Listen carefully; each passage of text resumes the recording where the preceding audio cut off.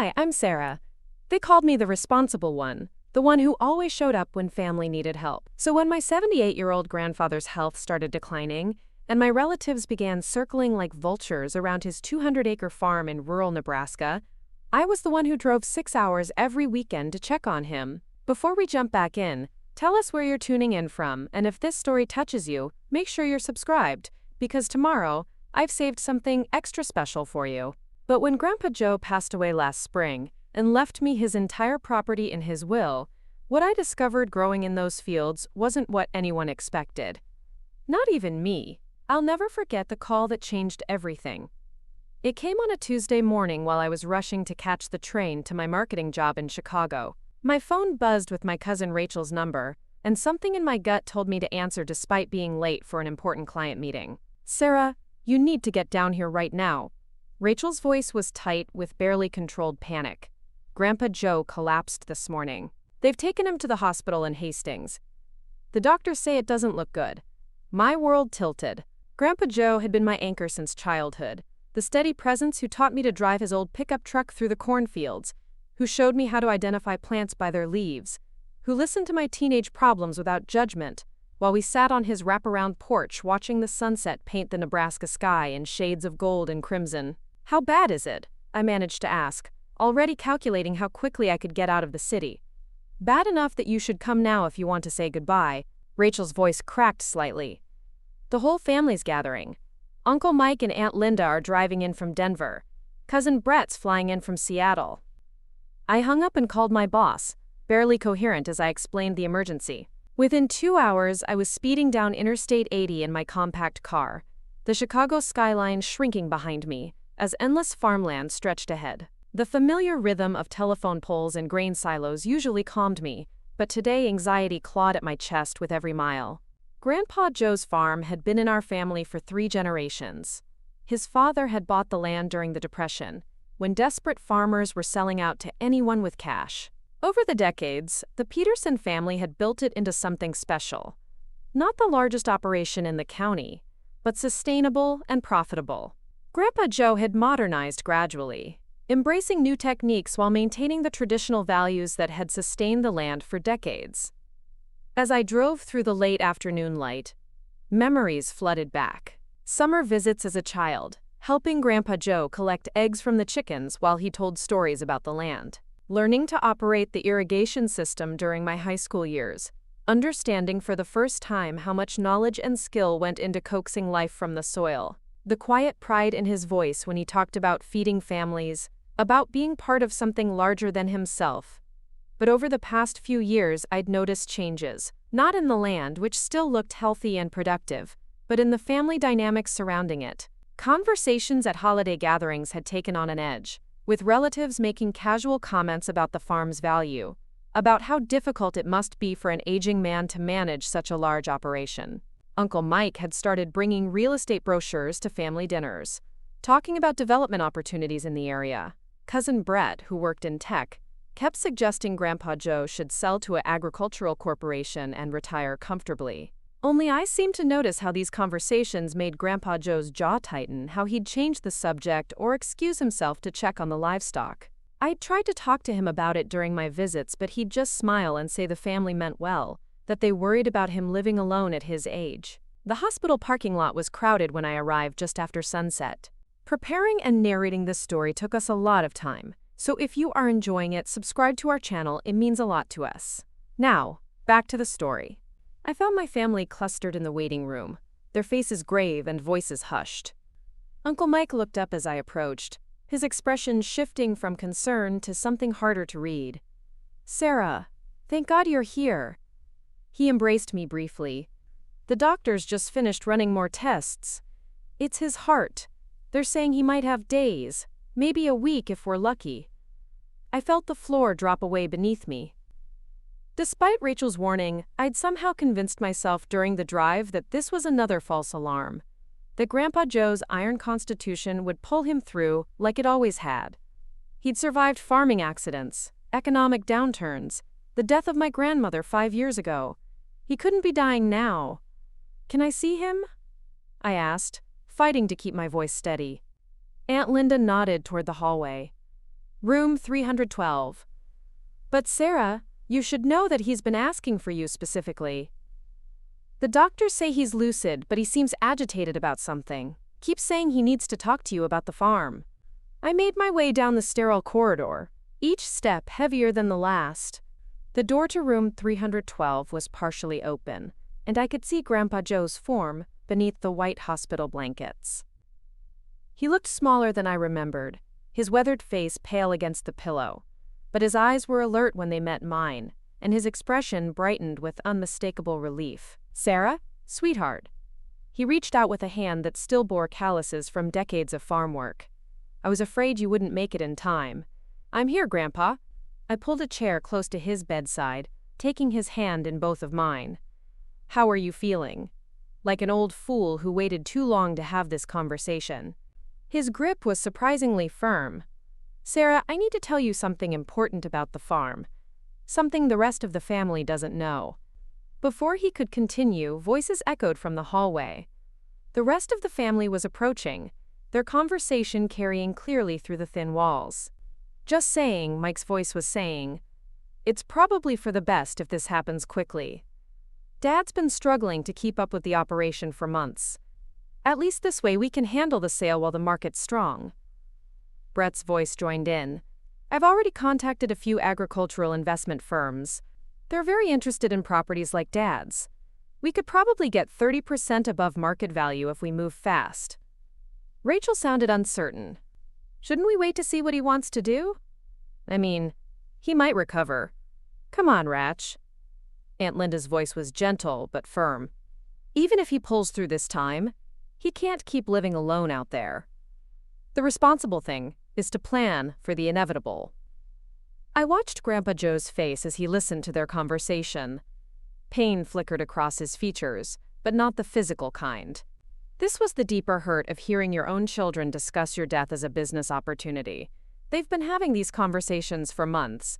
His voice was barely above a whisper. "They think I don't know, but I hear them. Phone calls about real estate values, meetings with developers, discussions about my mental capacity." "Grandpa," I started, but he raised his hand to stop me. "Listen to me carefully, Sarah. The farm isn't what they think it is. What I've been growing there for the past 5 years, it's not just corn and soybeans. There's something else, something that could change everything for families like ours. But it has to be protected from people who only see dollar signs." "What do you mean?" I leaned closer, confused but captivated by the intensity in his eyes. "The North 40 acres. The section everyone thinks is just experimental plots. I've been working with the Agricultural Extension Office and some researchers from the university. We've been developing something revolutionary, Sarah. Something that could feed the world while healing the soil instead of depleting it." He paused, struggling to catch his breath. The effort of speaking was clearly taxing him, but he pressed on with determination. "I've been documenting everything. The research, the results, the potential applications. But I couldn't tell the family because I knew what they'd do. They'd try to sell it to the highest bidder before understanding what it really means." The voices in the hallway were getting closer. Whatever Grandpa Joe needed to tell me, we were running out of time for a private conversation. "Sarah, I'm changing my will. The farm goes to you, everything. Not because the others don't deserve anything, but because you're the only one who might understand what I've really been building there." "Grandpa," I protested, "that's not fair to the rest of the family. They'll never forgive me." "Fair?" He laughed bitterly. "Is it fair that they're planning to auction off 3 generations of work to developers who'll turn it into strip malls? Is it fair that they see 78 years of my life as nothing more than a real estate transaction?" The family entered the room before I could respond, their cheerful greetings masking the tension I'd heard in their voices moments before. For the next hour, we sat around Grandpa Joe's bedside, making small talk about hospital food and nurses, schedules, carefully avoiding any mention of the future or the farm. But I could feel the undercurrents, the way glances were exchanged when they thought he wasn't looking, the subtle probing questions about his energy level and mental clarity. When visiting hours ended and the family dispersed to their hotel rooms, I lingered in the hospital parking lot, my mind reeling from Grandpa Joe's revelation. What could he possibly be growing that was so revolutionary? And why was he trusting me, of all people, with this responsibility? I was a marketing coordinator who lived in a studio apartment and had never grown anything more complex than herbs on a windowsill. My phone buzzed with a text from Uncle Mike. "Sarah, when you get a chance, we should talk about practical matters. Dad's condition is serious, and we need to start making arrangements. There are decisions about the farm that can't wait." I stared at the message, understanding its true meaning. The family was already planning for Grandpa Joe's death, already strategizing about how to handle his assets.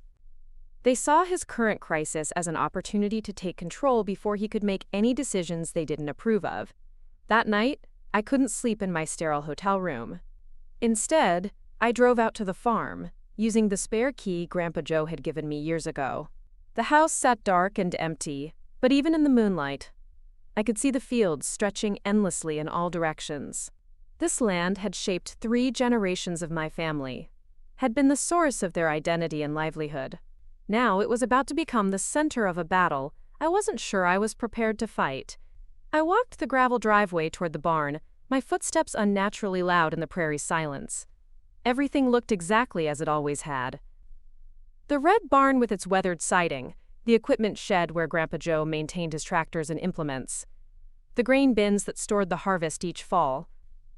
But somewhere in these familiar surroundings was something extraordinary, something that had motivated a dying man to place his trust in a granddaughter who lived 6 hours away. The next morning brought devastating news. Grandpa Joe had suffered another heart attack during the night. By the time I reached the hospital, he was gone. The funeral arrangements became a blur of decisions and logistics, with Uncle Mike taking charge while the rest of us grieved. I found myself watching my relatives with new awareness, noting how quickly conversations turned to practical matters, how often someone mentioned the farm's value or the wisdom of selling quickly. 3 days after the funeral, we gathered in the law office of Mr. Harold Peterson, no relation but coincidentally sharing our family name. He was an elderly attorney who had handled Grandpa Joe's legal affairs for decades, and his expression was carefully neutral as he arranged papers on his mahogany desk. "I understand this has been a difficult time for all of you." Mr. Peterson's voice was gentle but professional. Joseph Peterson was a good man and a valued client. He updated his will recently, just 2 weeks ago, and I want to make sure everyone understands his final wishes. Uncle Mike shifted in his chair. Dad mentioned he was making some changes. I assume it's just technical updates, tax implications and such. Mr. Peterson glanced at me briefly before opening the folder. Actually, the changes were quite substantial. Joseph has left his entire agricultural operation, including all land, buildings, equipment, and intellectual property, to his granddaughter, Sarah Peterson. The silence that followed was deafening. I felt every eye in the room turn toward me, expressions ranging from shock to confusion to barely contained anger.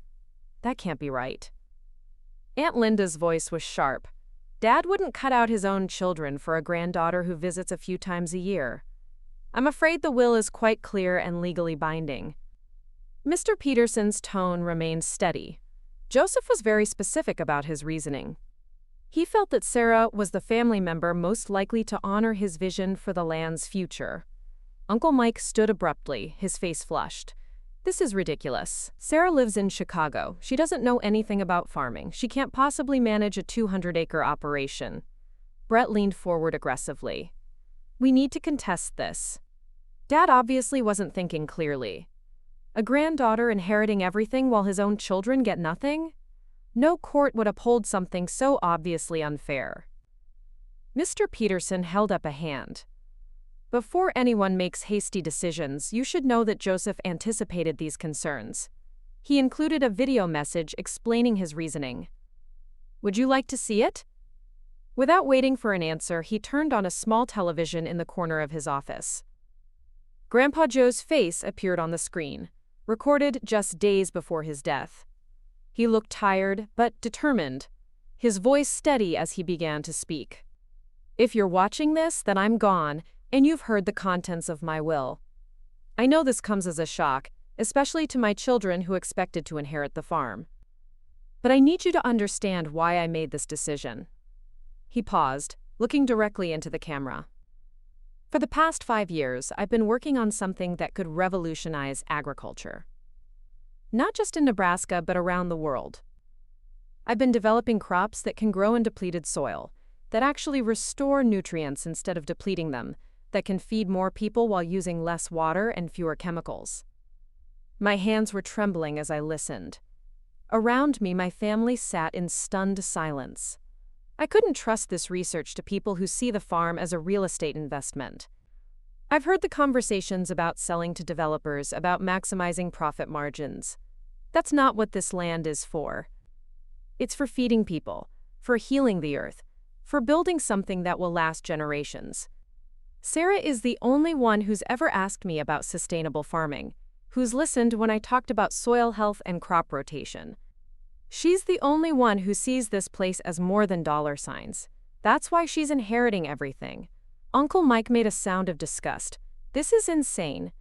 She's a marketing person, not a farmer. On the screen, Grandpa Joe seemed to anticipate this objection. I know Sarah doesn't have agricultural experience yet, but she has something more important. She understands that some things are worth more than money.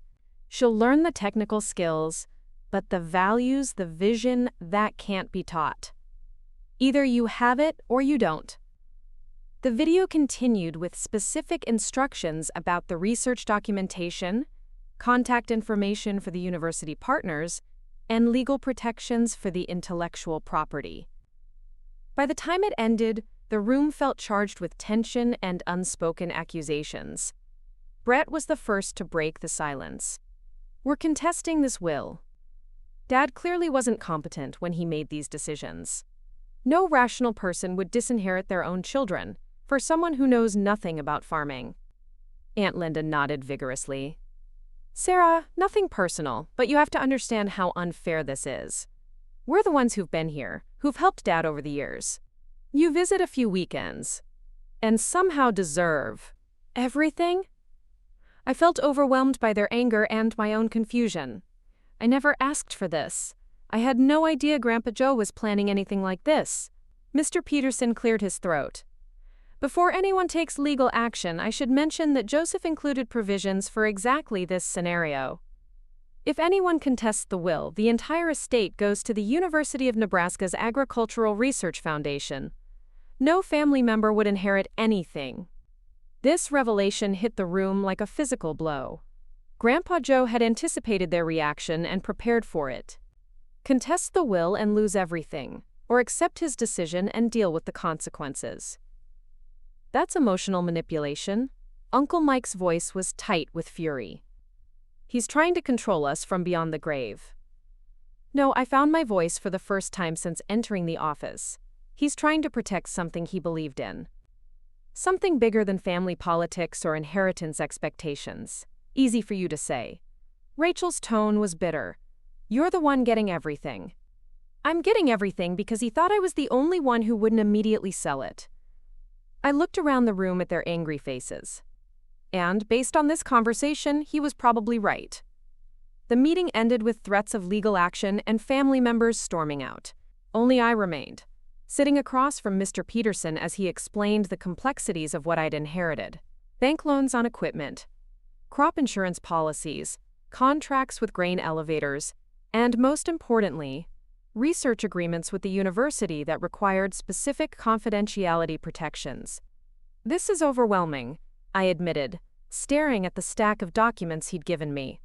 I don't know how to run a farm, let alone protect revolutionary agricultural research. Mr. Peterson smiled for the first time that day. Your grandfather was confident you'd figure it out. He also left you this. He handed me a leather journal, worn smooth by years of handling. Inside, Grandpa Joe's familiar handwriting filled page after page with detailed observations, research notes, and what appeared to be growing instructions for crops I'd never heard of. He wanted you to start with this. Everything you need to know about what he was really growing is documented here. The question is whether you're ready to learn. I drove back to the farm that evening as the owner, not just a visitor. The weight of responsibility felt crushing, but beneath the anxiety was something else. Curiosity. What had Grandpa Joe discovered that was so important, he'd risk destroying his family to protect it? The next morning, I walked the fields with his journal in hand, trying to match his descriptions to what I saw growing around me. The corn and soybeans looked normal enough, but the North 40 acres he'd mentioned were clearly different. The plants grew in unusual patterns, with species I couldn't identify mixed among more familiar crops. The soil itself looked different too, darker and richer than the surrounding fields. I was so absorbed in trying to decode Grandpa Joe's notes that I didn't notice the pickup truck approaching until it stopped right beside me.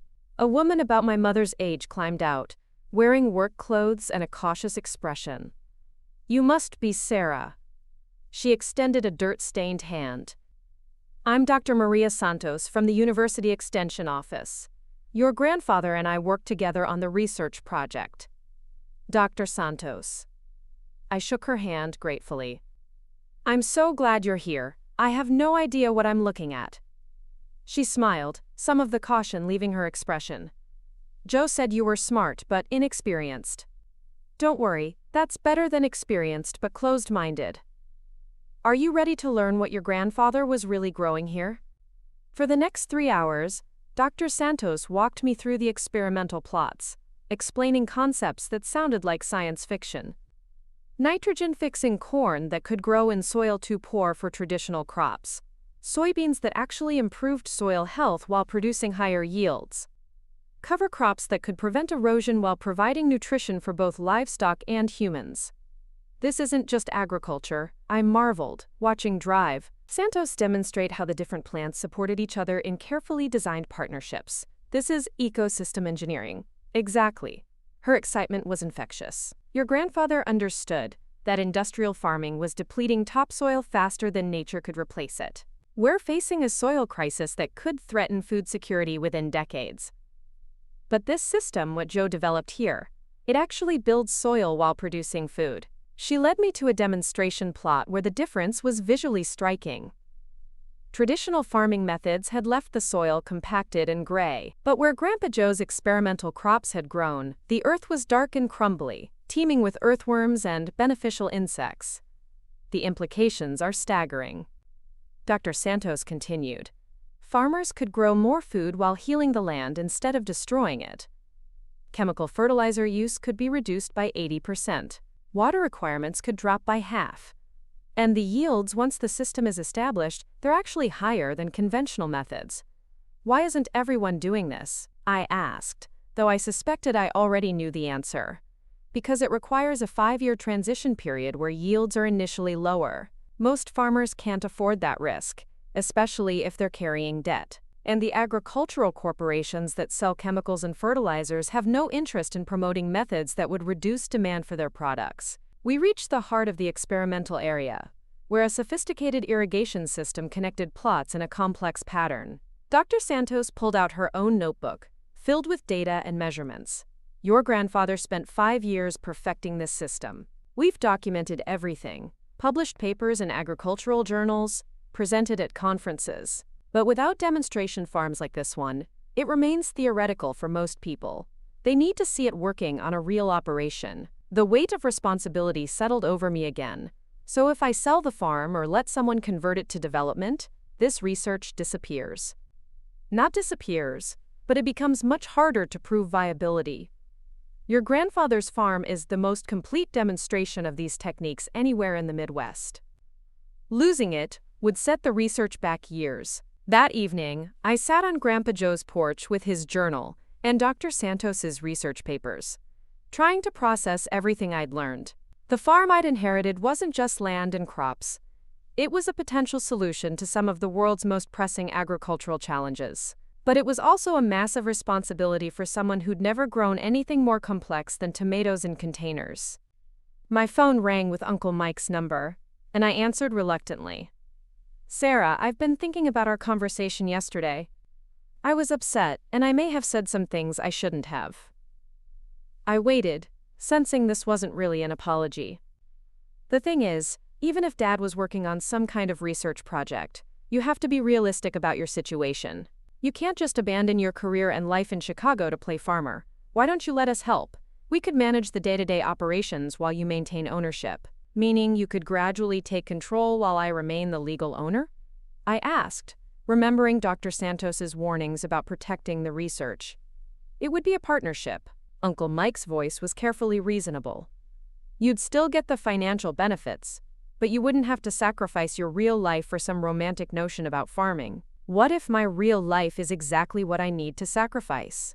I asked, surprised by my own words. The silence on the other end stretched long enough that I wondered if the call had dropped. Sarah, you're grieving and you're overwhelmed. Don't make permanent decisions based on temporary emotions. Dad left you a valuable asset, but that doesn't mean you have to become someone you're not. After he hung up, I remained on the porch as the sun set over the fields. Everything Uncle Mike had said was logical and practical. I did have a career in Chicago. I didn't know anything about farming. Taking on this responsibility would mean completely restructuring my life around something I'd never done before. But as I looked out over the experimental plots where Grandpa Joe had spent years developing something that could help feed the world while healing the land, I realized something important.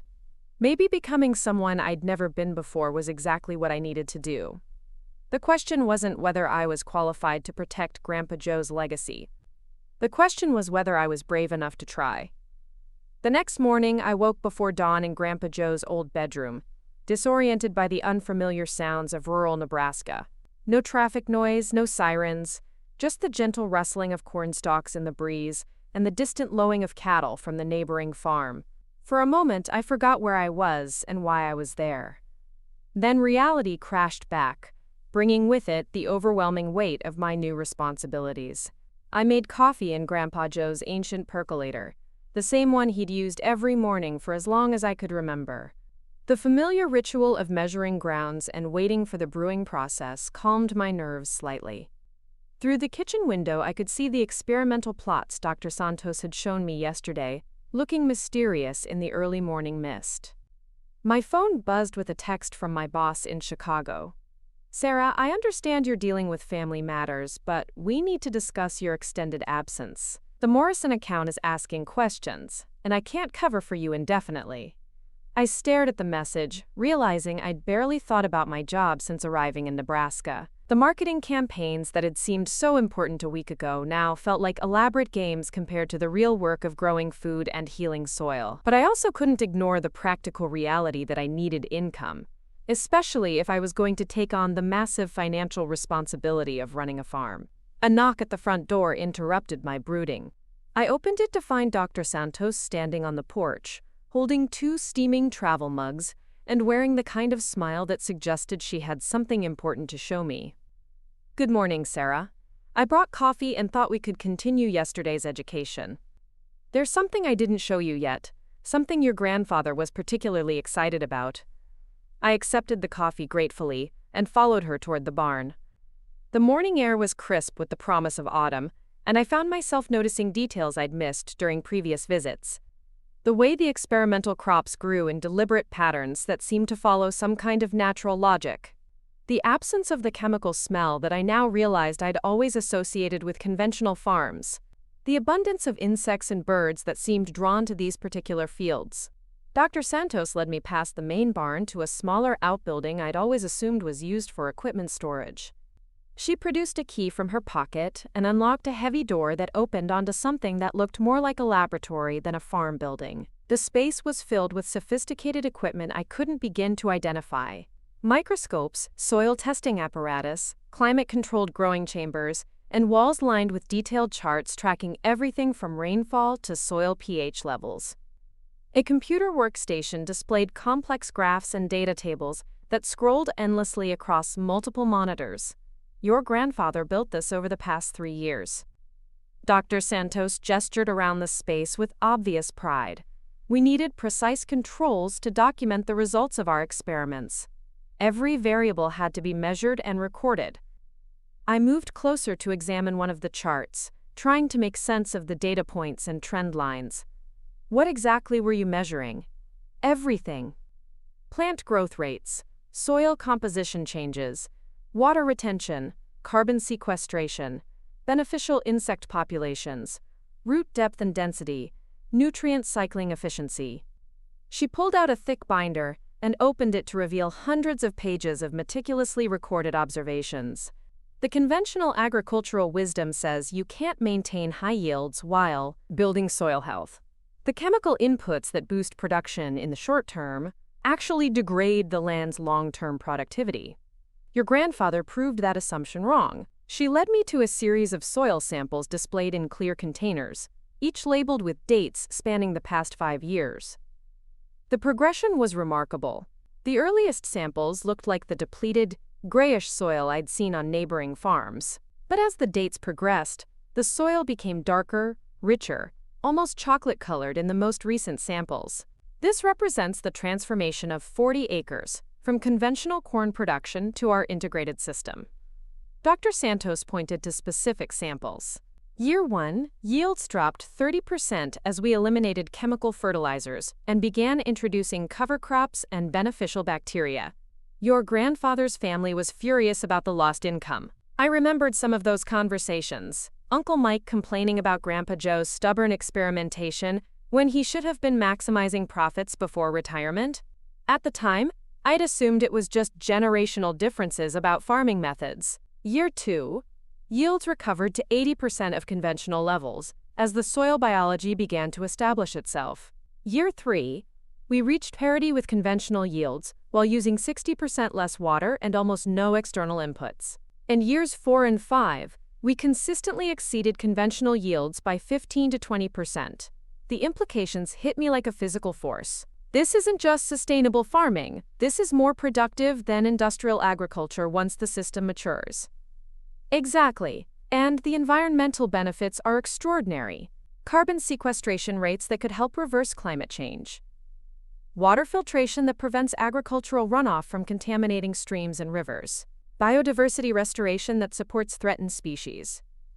She moved to the computer workstation and pulled up a financial analysis that made my breath catch. The numbers showed not just environmental benefits, but economic advantages that became substantial over time. Reduced input costs, premium prices for sustainably grown products, carbon credit potential, and most importantly, consistent yields even during drought years when conventional farms struggled.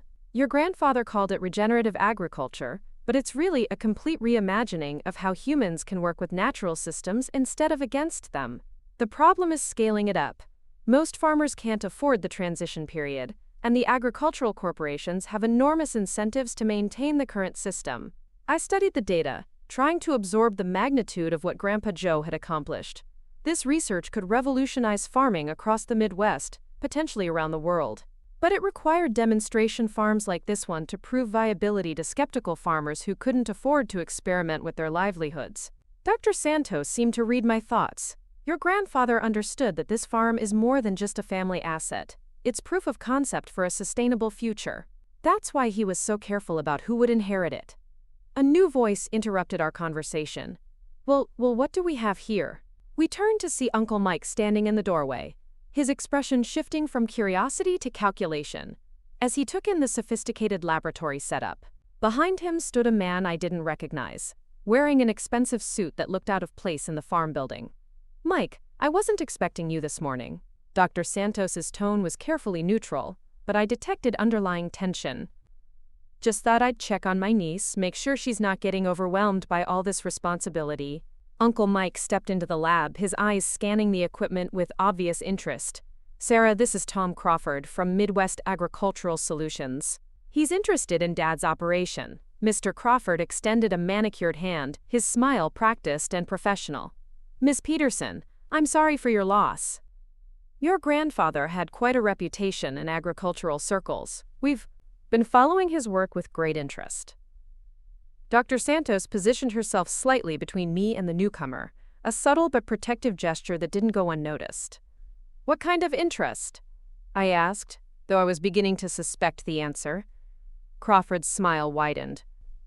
Midwest Agricultural Solutions specializes in acquiring innovative farming operations and scaling their techniques across larger markets.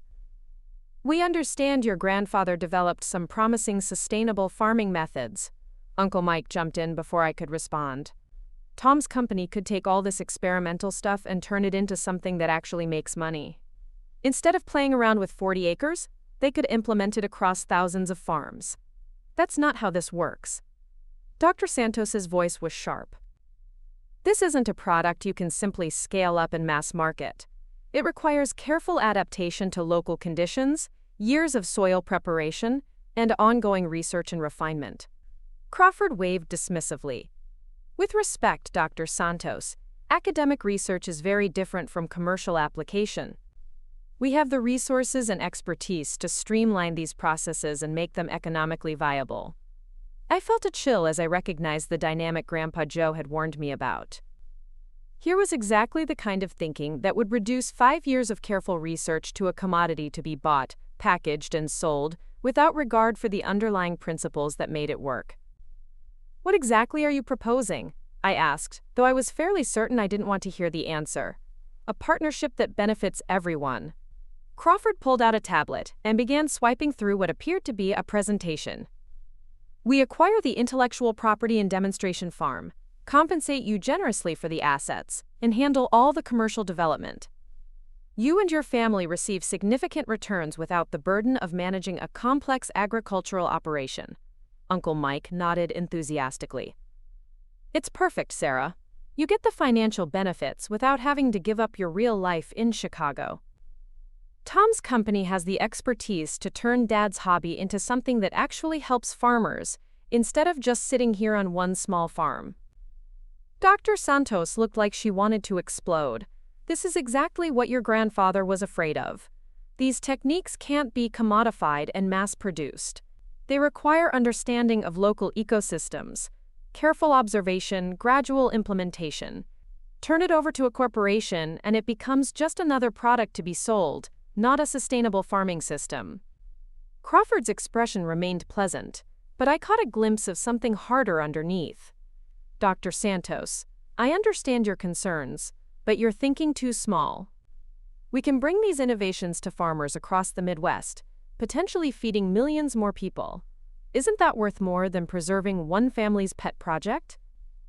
The conversation continued for another hour, with Crawford presenting increasingly attractive financial offers while Dr. Santos argued passionately for protecting the research integrity. Uncle Mike supported every point Crawford made, while I found myself caught between the practical appeal of financial security and the growing conviction that something precious would be lost if I accepted their partnership. Finally, Crawford packed up his tablet and handed me a business card.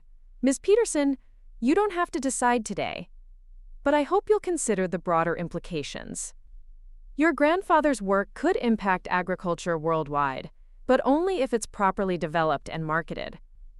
After they left, Drive Santos and I stood in the laboratory, surrounded by evidence of Grandpa Joe's years of careful research. The silence stretched between us, heavy with unspoken concerns. He made it sound so reasonable, I admitted finally. Help more farmers, feed more people, turn research into practical applications. That's how they always make it sound. Dr. Santos's voice was weary. But I've seen what happens when corporations acquire sustainable farming research. They patent the techniques, trademark the processes, and turn farmers into customers instead of stewards. The knowledge gets locked away behind intellectual property protections instead of being shared freely. She showed me examples on her laptop. Agricultural innovations that had been bought by large companies and either shelved to protect existing product lines or modified so extensively that they lost their original environmental benefits. Your grandfather spent 5 years proving that farmers can work with nature instead of against it. If you sell to Crawford's company, they'll spend 5 years figuring out how to package and patent that knowledge so they can control access to it. But what if I can't handle this responsibility? I gestured around the lab, feeling overwhelmed again. I'm a marketing coordinator, not a farmer or researcher. What if I fail and all this work disappears anyway? Dr. Santos studied my face carefully before responding. Your grandfather didn't leave this to you because you were already qualified. He left it to you because he believed you could become qualified, and because he trusted your values more than your resume. That afternoon, I walked the experimental fields alone, trying to process everything I'd learned. The plants around me represented years of careful observation and gradual refinement. Every variety had been selected for specific characteristics. Every growing pattern had been tested and adjusted based on results. This wasn't just farming. It was a kind of agricultural artistry that balanced productivity with sustainability. My phone rang with an unknown number, and I answered to find a woman's voice I didn't recognize. Miss Peterson, this is Jennifer Walsh from the Nebraska Farmers Coalition.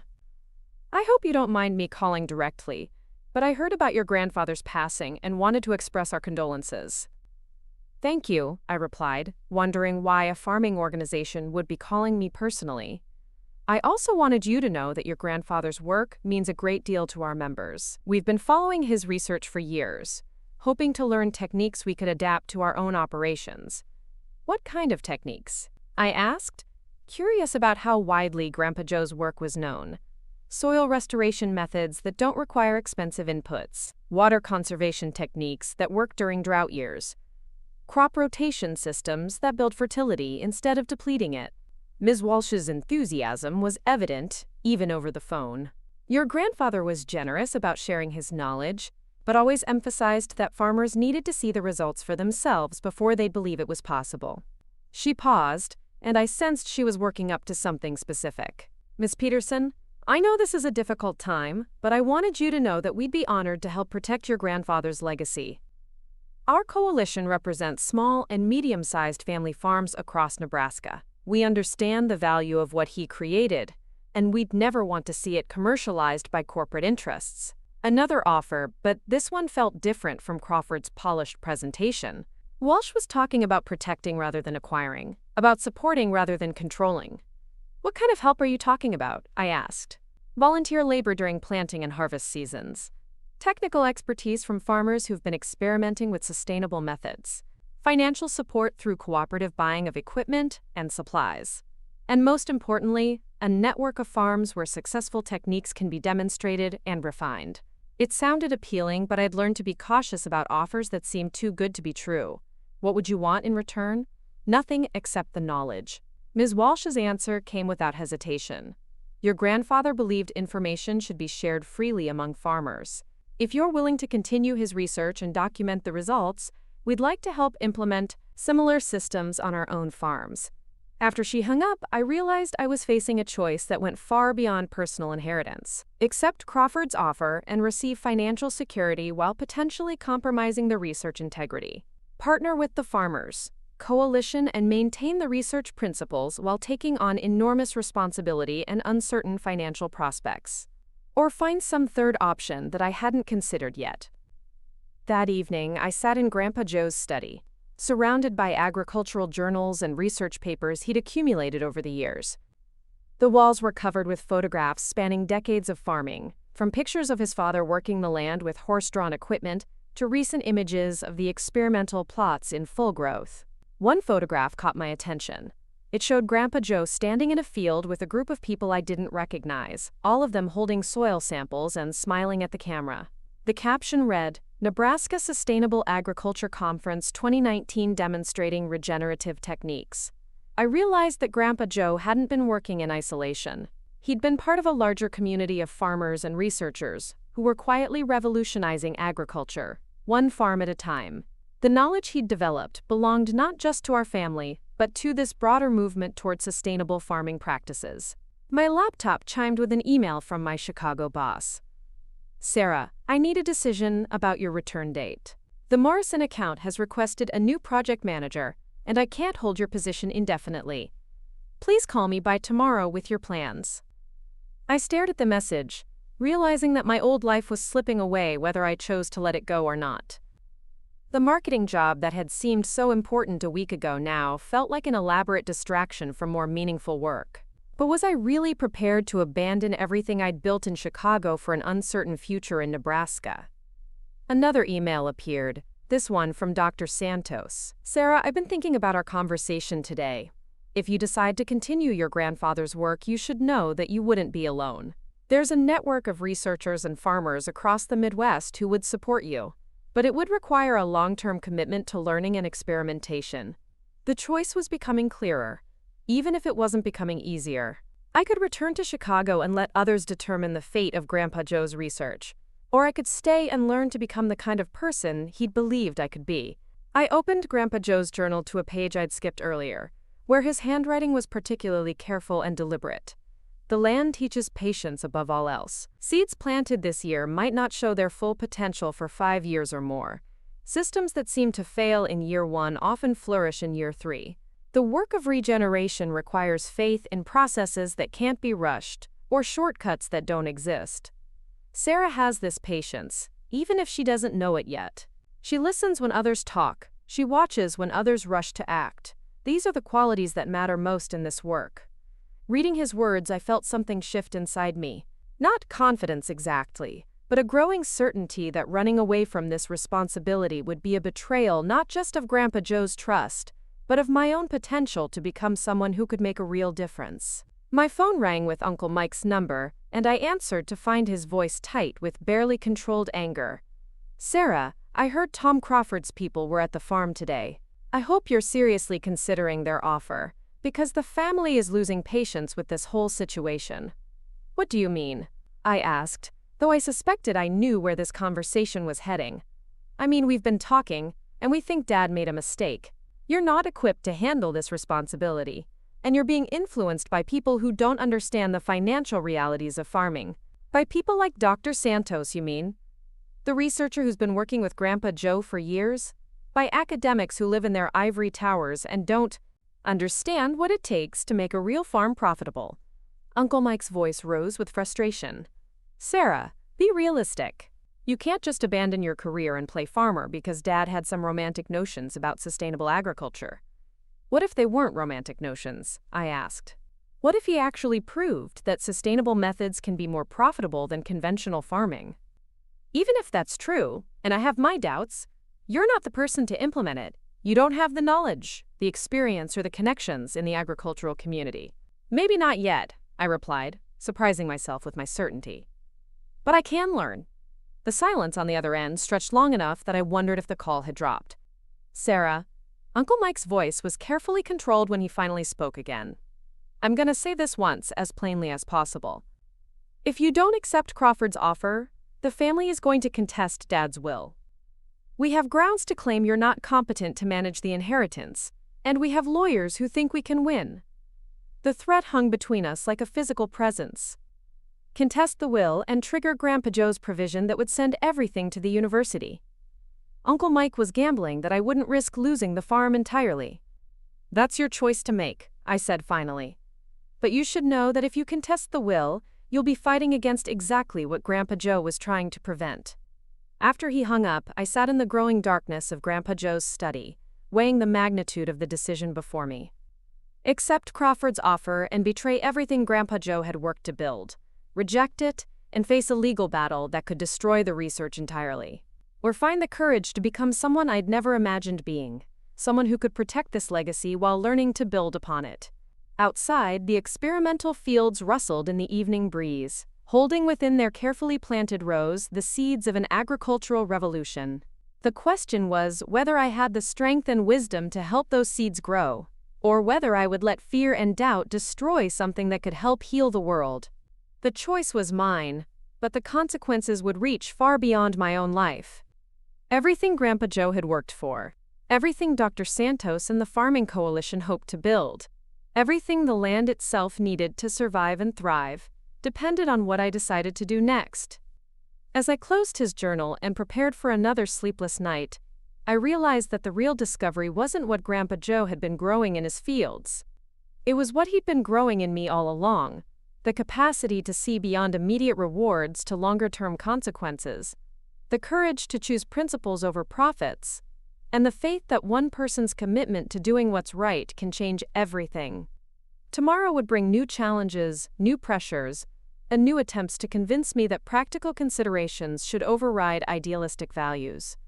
But tonight, surrounded by the evidence of one man's determination to prove that farming could heal rather than harm the land, I began to understand why he'd trusted me with this responsibility. Not because I was already the right person for the job, but because I had the potential to become her. The morning brought an unexpected visitor. I was checking the irrigation system in the North Fields when I heard car doors slamming near the farmhouse. Through the corn stalks, I could see multiple vehicles parked in the driveway, and my stomach dropped as I recognized them. Uncle Mike's Range Rover, Aunt Linda's silver sedan, Brett's rental car, and Rachel's pickup truck. The entire family had assembled without warning. I made my way back to the house slowly, mentally preparing for whatever confrontation awaited me.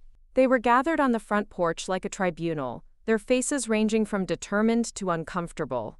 Uncle Mike stood at the center, clearly appointed as their spokesman, while the others arranged themselves in a loose semicircle behind him. "Sarah, we need to talk." Uncle Mike's voice carried the authority he'd always assumed as the eldest son. "This situation has gone on long enough. Good morning to you too," I replied, unlocking the front door and gesturing them inside. "Though I should mention that this is still my house, so maybe we could start with basic courtesy." Aunt Linda bristled. "Don't get sarcastic with us, young lady. We're here because we care about this family, even if you don't seem to." I led them into the living room, noting how they arranged themselves like opposing forces in a negotiation. Uncle Mike and Aunt Linda took the couch, presenting a united front. Brett positioned himself near the window, probably to make sure I couldn't escape through the back door. Rachel sat in Grandpa Joe's old recliner, looking deeply uncomfortable with the whole situation. "All right," I said, settling into the wooden chair across from them. "What's this really about?" Uncle Mike pulled out a folder thick with legal documents. "We've been consulting with attorneys about Dad's will. There are grounds to challenge his mental competency when he made these decisions. We've been over this already." I kept my voice steady despite the spike of anxiety in my chest. Mr. Peterson explained that contesting the will would trigger the university provision. That's exactly what we want to discuss. Brett leaned forward with the intensity he usually reserved for business negotiations. "We think there's a way around that provision." Aunt Linda opened her own folder and spread documents across the coffee table. "We've had 3 different lawyers review the will, and they all agree that the university clause is designed to prevent frivolous challenges. But if we can prove legitimate concerns about your ability to manage the inheritance, that's different." "What kind of concerns?" I asked, though I was beginning to understand their strategy. "You don't have agricultural experience." Uncle Mike ticked off points on his fingers. "You don't understand farm finances. You're being manipulated by outside parties who have their own agendas. And most importantly, you're making decisions based on emotion rather than practical considerations." Rachel shifted uncomfortably in her chair. "Sarah, nobody's questioning your character. But running a farm is incredibly complex. Even experienced farmers struggle to stay profitable these days." Brett pulled out his laptop and opened what appeared to be a financial analysis. "I've run the numbers on this operation, and the economics don't work. Dad was spending money on experimental equipment and research projects instead of focusing on core profitability. Without immediate changes, this farm will be bankrupt within 2 years." I studied the spreadsheet he'd created, noting how he'd classified all of Grandpa Joe's research investments as wasteful expenses rather than potential future assets. The analysis completely ignored the long-term productivity gains Dr. Santos had documented, focusing only on the initial transition costs. This analysis assumes that the experimental work has no value. I pointed to specific line items. But what if the research actually proves more profitable than conventional methods? Aunt Linda laughed dismissively. "Sarah, honey, you're talking about theoretical benefits that might materialize someday. We're talking about real financial obligations that exist right now." Uncle Mike leaned forward, his expression becoming more serious. "Here's what we're proposing. We challenge the will on the grounds that Dad wasn't thinking clearly when he made these decisions. The evidence is overwhelming. He cut out his own children to give everything to someone with no relevant experience. And the university clause?" I asked. "Our lawyers think they can argue that the clause itself proves Dad's mental incompetence. No rational person would threaten to give away their entire estate to an institution rather than their family." The logic was circular and self-serving, but I could see how it might appeal to a judge who didn't understand the deeper issues at stake. Frame Grandpa Joe's careful planning as the confused decisions of an elderly man, and his protective measures as evidence of irrationality. Brett closed his laptop and adopted what I recognized as his practiced sales pitch tone. "But here's the thing, Sarah. We don't actually want to go through a lengthy legal battle. It would be expensive for everyone and might damage the farm's value regardless of who wins. So what are you proposing instead? I asked, though I suspected I already knew. A family partnership. Uncle Mike pulled out another set of documents. You maintain ownership on paper, but we create a management structure that protects everyone's interests. The farm gets professional oversight, you get the benefits of ownership without the impossible responsibility, and the family healing begins. Rachel finally spoke up, her voice barely above a whisper. Sarah, they're offering you a way out. You don't have to give up your whole life for this. I looked around at their faces, seeing a mixture of calculation, desperation, and what might have been genuine concern beneath the maneuvering. These were people who'd watched me grow up, who'd shared holiday dinners and birthday celebrations. But they were also people who'd been planning to sell Grandpa Joe's life work before his body was even cold. And what happens to the research? I asked. Dr. Santos's work, the experimental plots, the laboratory equipment? Uncle Mike waved dismissively. If any of that stuff has real value, we'll find appropriate buyers. Agricultural companies are always interested in new techniques, and universities are happy to take equipment donations for tax write-offs. The casual way he dismissed 5 years of careful research crystallized something in my mind. They didn't just misunderstand what Grandpa Joe had been working toward, they fundamentally couldn't see it as anything more than assets to be liquidated. I need some time to think about this. I stood up, signaling that the meeting was over. This is a lot to process. Brett checked his watch impatiently. Sarah, we can't wait indefinitely. If you're not willing to be reasonable, we'll have to move forward with the legal challenge. How much time? Uncle Mike asked, though his tone suggested he thought any delay was unreasonable. Give me until tomorrow evening. I'll have an answer for you then. After they left, I called Dr. Santos and asked her to meet me at the farm.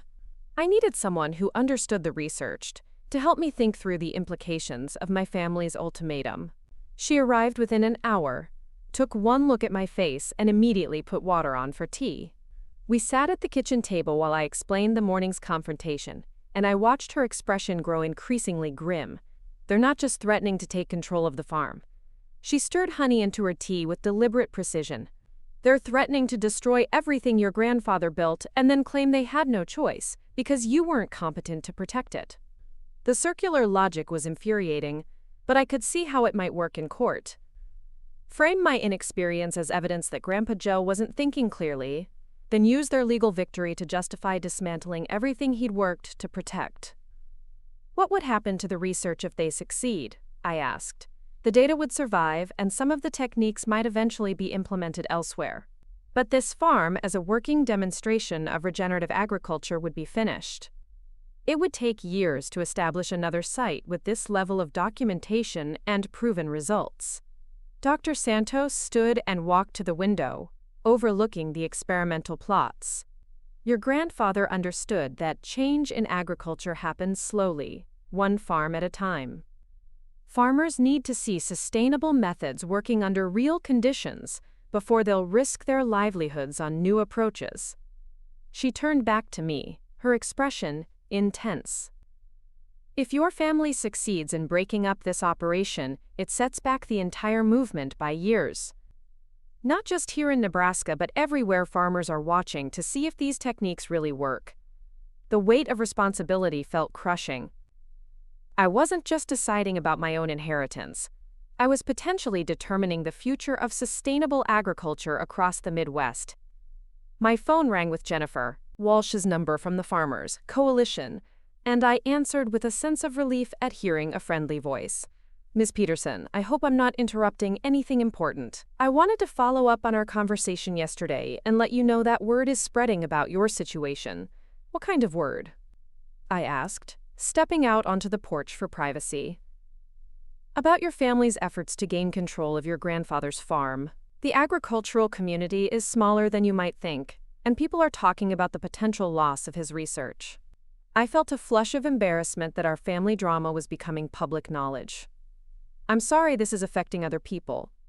It was never my intention to create controversy. Ms. Peterson, you need to understand something.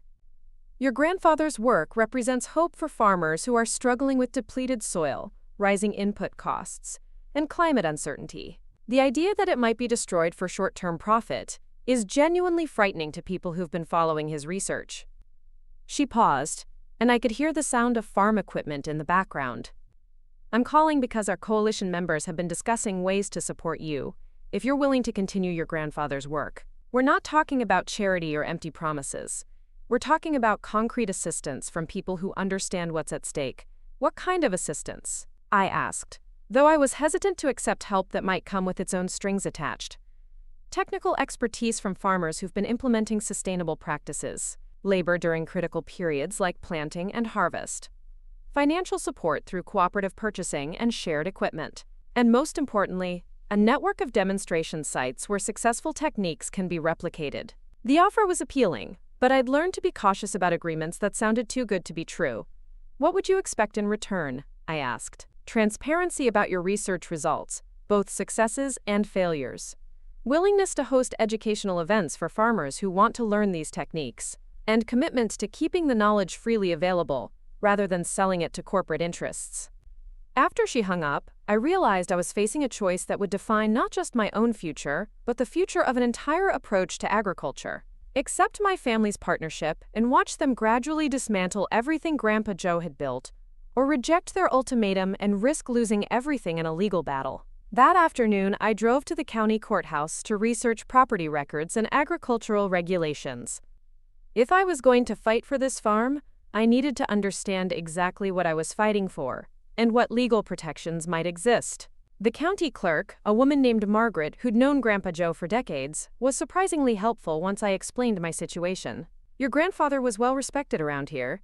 She pulled out maps and documents showing the farm's history. He always paid his taxes on time, maintained his property beautifully, and never caused problems for his neighbors. She showed me aerial photographs spanning several decades, demonstrating how Grandpa Joe had gradually improved the land through careful management and sustainable practices. I remember when he first started talking about soil restoration. Margaret traced the experimental plots on the most recent photograph. A lot of people thought he was crazy, spending money on fancy equipment and university consultants. But look at these fields now compared to conventional farms in the area. The difference was striking. While neighboring properties showed signs of erosion and soil depletion, Grandpa Joe's land appeared darker and healthier even in satellite images. Is there any legal protection for agricultural research? I asked, hoping there might be some regulatory framework that could help preserve the farm's experimental status. Margaret consulted her computer and pulled up several documents. There are conservation easements that can protect farmland from development. There are also agricultural preserve designations that provide tax benefits for maintaining farming operations. She explained that Grandpa Joe had actually applied for several of these protections, but had died before the paperwork was finalized. The applications were still pending, which meant I could potentially complete the process if I acted quickly. But you'd need to demonstrate continued agricultural use and research activity, Margaret warned. These protections are designed for active farming operations, not for land that's being sold to developers. The information was encouraging, but it also highlighted how precarious my situation had become. Any disruption in the farm's operations could invalidate the protection applications, leaving the land vulnerable to development pressure. That evening, I sat in Grandpa Joe's study reviewing everything I'd learned. The legal documents my family had presented, the research data Dr. Santos had compiled, the support offers from the Farming Coalition, and the potential regulatory protections I'd discovered at the courthouse. The choice was becoming clearer, even if it wasn't becoming easier. I could accept my family's partnership and maintain some influence while watching them gradually compromise everything Grandpa Joe had worked for. Or I could reject their ultimatum, risk everything in a legal battle, and hope that my inexperience wouldn't doom the research I was trying to protect. My phone buzzed with a text from Uncle Mike. "Sarah, we need your answer first thing tomorrow morning. If you're not willing to be reasonable, we're filing the legal challenge tomorrow afternoon." I stared at the message, understanding that this was my last chance to avoid a confrontation that would likely tear the family apart permanently. But as I looked around Grandpa Joe's study, surrounded by evidence of his years of dedication to sustainable agriculture, I realized that some things were worth fighting for, regardless of the personal cost. I opened my laptop and began drafting an email to Mr. Peterson, requesting an emergency meeting to discuss legal strategies for defending the will. If my family wanted a fight, I would give them one. But I would also make sure that Grandpa Joe's legacy was protected, whatever the outcome. The research represented more than just innovative farming techniques. It represented a different way of thinking about humanity's relationship with the land. The question was whether I had the courage and wisdom to protect that vision, even if it meant sacrificing my relationship with the people who'd raised me. Tomorrow would bring the confrontation I'd been dreading since inheriting the farm. But tonight, surrounded by the evidence of one man's determination to prove that agriculture could heal rather than harm the earth, I finally understood why he'd trusted me with this responsibility. Not because I was already strong enough to handle it, but because he believed I could become strong enough to fight for it.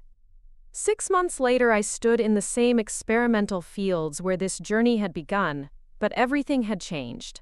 The legal battle with my family had been brutal and exhausting, lasting 3 months before the judge finally upheld Grandpa Joe's will. The family's arguments about mental incompetency had crumbled when Mr. Peterson presented video testimonies from Dr. Santos, the university researchers, and even neighboring farmers who could attest to Grandpa Joe's sharp mind and clear vision right up until his death. But winning the legal fight had been only the beginning. Uncle Mike and Aunt Linda had cut off all contact with me, and family gatherings were now a thing of the past. Rachel still called occasionally, though our conversations were strained and carefully avoided any mention of the farm. Brett had returned to Seattle and his tech career, apparently deciding that fighting over Nebraska farmland wasn't worth the effort. The isolation had been difficult, but it had also given me space to discover who I was becoming. The marketing coordinator from Chicago was gone, replaced by someone I barely recognized. My hands were now permanently stained with soil, my arms had developed muscles from hauling irrigation equipment, and my phone was filled with contacts for seed suppliers, equipment dealers, and fellow farmers instead of advertising executives and client managers. Dr. Santos had become both mentor and friend, patiently teaching me everything from soil testing procedures to crop rotation planning. The learning curve had been steep and occasionally overwhelming, but I'd discovered an aptitude for the work that surprised everyone, including myself. The morning was crisp with early autumn air as I walked through the corn rows, checking for signs of disease or pest damage. This simple act of observation had become second nature over the months, though I remembered how lost I'd felt initially, unable to distinguish between healthy plants and struggling ones. A pickup truck approached on the gravel road, and I recognized Jennifer Walsh from the Farmers Coalition. She'd become a regular visitor, bringing both practical advice and moral support during the most challenging periods of my transition from city dweller to working farmer. "Sarah, you look like you belong out here now." She climbed out of her truck with a smile, carrying a thermos of coffee and what appeared to be official documents. "Hard to believe it's only been 6 months since you inherited this place." "Some days it feels like 6 years," I replied, accepting a cup of the strong coffee that had become essential fuel for my early mornings. "Other days it feels like I just started yesterday." Jennifer pulled out the documents she'd been carrying. "Well, I have news that might make it feel more real. The Department of Agriculture has approved your application for the Sustainable Farming Demonstration Grant. $50,000 over 2 years to document and share your results with other farmers." I stared at the official letterhead, hardly believing what I was reading. This grant would provide both financial stability and formal recognition of the farm's research value. More importantly, it would create a framework for sharing Grandpa Joe's techniques with farmers across the region. "There's more." Jennifer's smile widened. "The University of Nebraska wants to establish a formal partnership with your operation. Graduate students could conduct thesis research here. Professors could use your fields for teaching demonstrations, and you'd have access to their laboratories and expertise." The university partnership was something Dr. Santos had been working toward for months, but I hadn't expected it to materialize so quickly. The combination of grant funding and academic support would transform the farm from a struggling inheritance into a legitimate research institution. "What's the catch?" I asked, having learned to be cautious about offers that seemed too good to be true. "No catch, just responsibilities. You'd need to host educational events, maintain detailed records of all experimental work, and allow researchers access to your fields during growing seasons. These requirements aligned perfectly with what I'd hoped to accomplish anyway.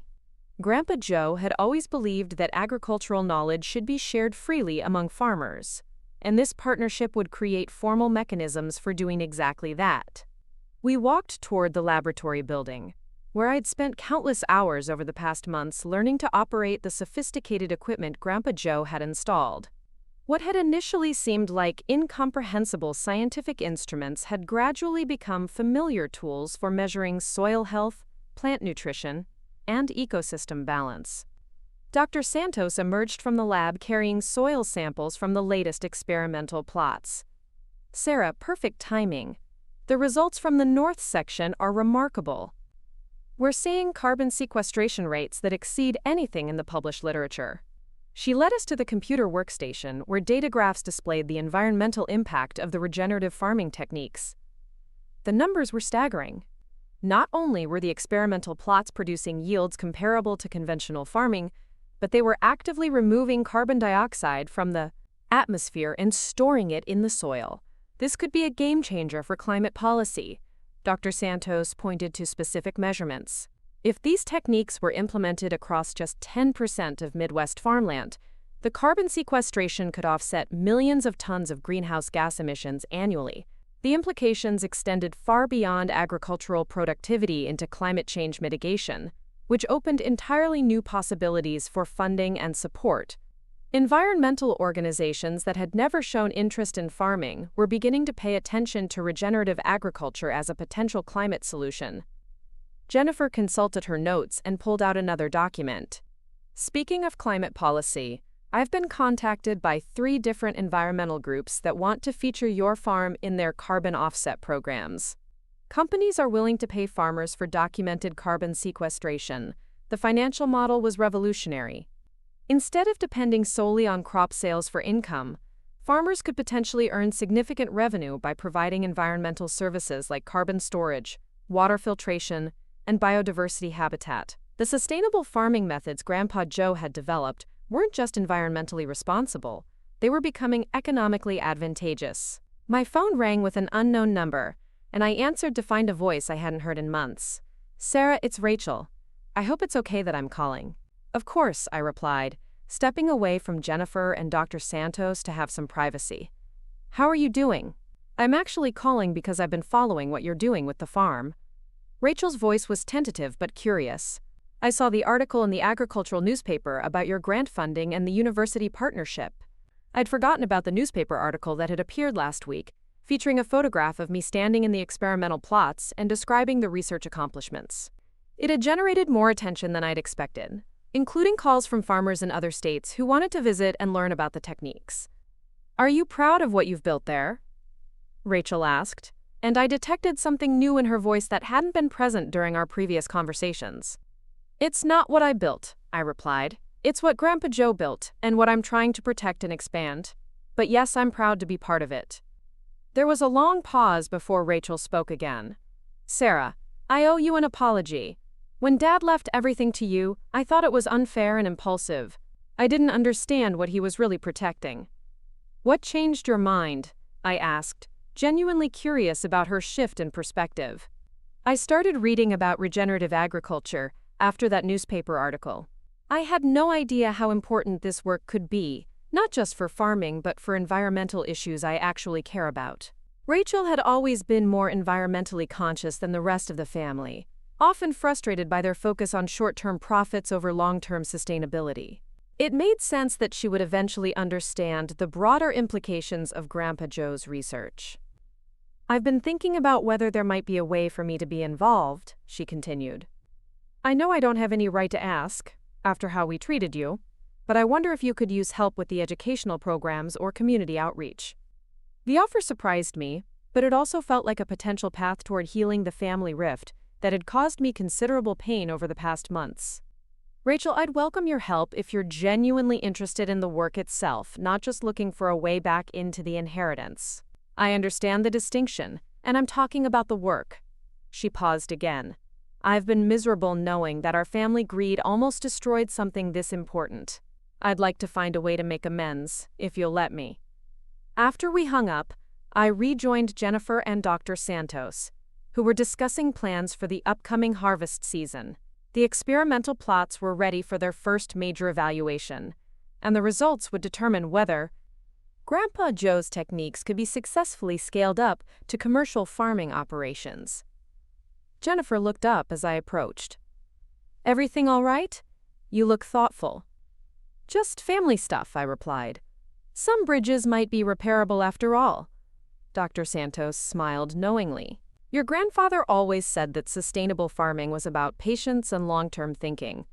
Maybe the same principles apply to family relationships." The afternoon was spent reviewing harvest schedules and planning for the educational events that would accompany the data collection. Farmers from across Nebraska had signed up to observe the harvest and learn about the techniques firsthand. University researchers would document everything for publication in agricultural journals. And environmental groups would measure the carbon sequestration and biodiversity benefits.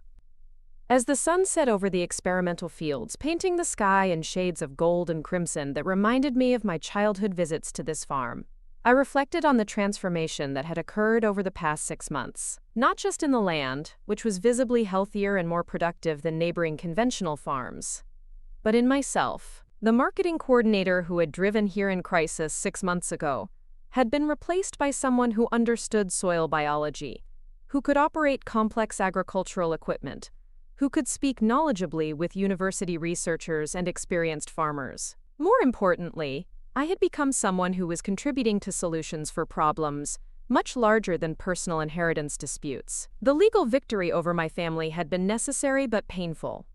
The real victory was what had grown from that conflict. A demonstration farm that was proving sustainable agriculture could be both environmentally responsible and economically viable. A research partnership that was generating knowledge applicable far beyond Nebraska, and a model for how individual commitment to doing what's right could create change that rippled outward in unexpected directions. Tomorrow would bring the beginning of harvest season, the culmination of everything Grandpa Joe had worked toward and everything I'd learned over the past months. The data we collected would either validate his vision or reveal flaws that needed correction. But regardless of the specific results, I knew that something important had been preserved and strengthened. Some legacies aren't inherited. They're earned through the courage to protect what matters even when the cost seems too high to pay. Standing in the fields where 3 generations of my family had worked the land, I finally understood that the most valuable inheritance isn't property or money, but the opportunity to contribute to something larger than yourself. The transformation was complete, but the work was just beginning. 2 years later, I stood before an audience of 300 farmers at the National Sustainable Agriculture Conference, presenting data that would have made Grandpa Joe proud. The PowerPoint slides showed yield comparisons, soil health improvements, and carbon sequestration measurements that proved beyond doubt what he had spent years demonstrating on our Nebraska farm. Behind me, photographs displayed the Peterson farm as it looked now. The experimental plots had expanded to encompass nearly half of our 200 acres, with the remaining land serving as demonstration sites for farmers transitioning to regenerative methods. The old barn had been converted into an education center, where visitors from around the world came to learn techniques that were revolutionizing agriculture one farm at a time. Dr. Santos sat in the front row, beaming with pride as I explained how our partnership with the University of Nebraska had generated research findings now being implemented across 4 states. Beside her, Rachel took notes for the blog she maintained about sustainable farming practices, having discovered a passion for agricultural journalism that surprised everyone, including herself. The audience included farmers who had traveled hundreds of miles to see our results firsthand, university researchers who were adapting our methods for different climate zones, and policymakers who were drafting legislation to support regenerative agriculture initiatives. What had started as one man's stubborn experiment with soil restoration had become a movement that was changing how people thought about farming's relationship with the environment. After my presentation, a young farmer from Iowa approached me with questions about transitioning his family's operation to sustainable methods. His eagerness reminded me of myself 2 years ago, overwhelmed but determined to learn something completely outside my experience. I handed him my business card and invited him to visit our farm for hands-on training. That evening, at the conference dinner, I received an award for outstanding contribution to agricultural innovation. As I accepted the plaque, I thought about Grandpa Joe's belief that knowledge should be shared freely among farmers, and how this recognition represented not just my work, but the collaborative effort of everyone who had supported his vision. Uncle Mike and Aunt Linda were still absent from my life, their anger at losing the legal battle having hardened into permanent estrangement. But sitting at my table were Dr. Santos, Rachel, Jennifer Walsh from the Farmers Coalition, and 5 graduate students whose thesis research was being conducted on our farm. Sometimes the family you choose becomes more important than the family you inherit. The real measure of success wasn't the award or the recognition, but the letters I received from farmers who had implemented our techniques on their own land. Soil health improving after decades of degradation, water usage declining while yields increased. Young people choosing to stay in agriculture instead of abandoning family farms for urban careers. 3 months after the conference, I was walking through our fields during the evening golden hour when my phone rang with an unknown number from California. Miss Peterson, this is David Chen from the International Agricultural Development Foundation. We've been following your work in Nebraska, and we'd like to discuss a proposal. He explained that his organization was launching a global initiative to combat soil degradation in developing countries, and they wanted to adapt our regenerative techniques for implementation in Africa and Southeast Asia. The conversation lasted over an hour, covering logistics, training programs, and the potential to help small-scale farmers around the world improve both productivity and environmental sustainability. After hanging up, I sat on the porch steps where Grandpa Joe and I had shared so many conversations during my childhood visits. The farm stretched before me in the fading light, with cornstalks rustling in the gentle breeze and soil that was measurably healthier than it had been when I inherited this place. Some inheritances are measured in acres or dollars, but the most valuable legacies are measured in lives changed and problems solved. Grandpa Joe had given me more than land. He had given me the opportunity to become someone who could make a difference in the world. The marketing coordinator from Chicago was a memory now, replaced by someone who understood that the most important work happens not in boardrooms but in the soil beneath our feet. Tomorrow would bring new challenges, new opportunities to expand the reach of sustainable farming techniques, and new chances to prove that individual commitment to doing what's right can change everything. But tonight, surrounded by the evidence of what one person's vision could accomplish when protected and nurtured by someone who understood its value, I finally grasped the full meaning of what I had inherited. Not just a farm, but a future worth fighting for. Up next, you've got 2 more standout stories right on your screen. If this one hit the mark, you won't want to pass these up. Just click and check them out.